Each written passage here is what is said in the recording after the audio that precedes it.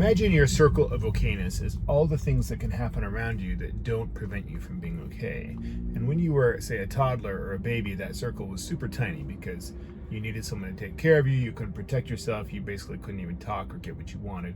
So you have a tiny circle of okayness, and your brain is developing in that environment, and it's getting really used to the idea that my circle of okayness is really small, especially when it concerns someone who's in a close emotional relationship with me. So, I have my parents, they're supposed to be taking care of me, and when they don't, or when they don't do it well, my okayness is threatened. So fast forward, say, 30 years later, you're married, and it feels like your partner is constantly threatening your circle of okayness. But realistically, as an adult, my circle of okayness is so much bigger than it was as a child.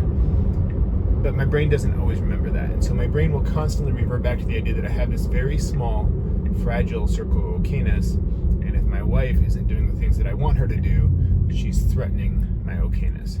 But that's not really true. And so one thing I've done to wrestle with this is I will think to myself, okay, so I feel like I'm not going to be okay. But if I observe my environment, do I observe that I'm not going to be okay? And usually my observation is that I am going to be okay. I just feel like I'm not going to be okay. And so what's happening is that my brain is imagining a circle of okayness specifically related to my wife's behavior that is much smaller than what's real. And so my imaginary, or the circle of okayness that I think of in my mind is not nearly as small. It's much smaller than what's real. So it's just a way of thinking about, am I really going to be okay, and can I handle all of the things that my wife is likely to do this year? Yes, I probably can. I'm probably going to be okay. And so that helps me settle myself down a little bit.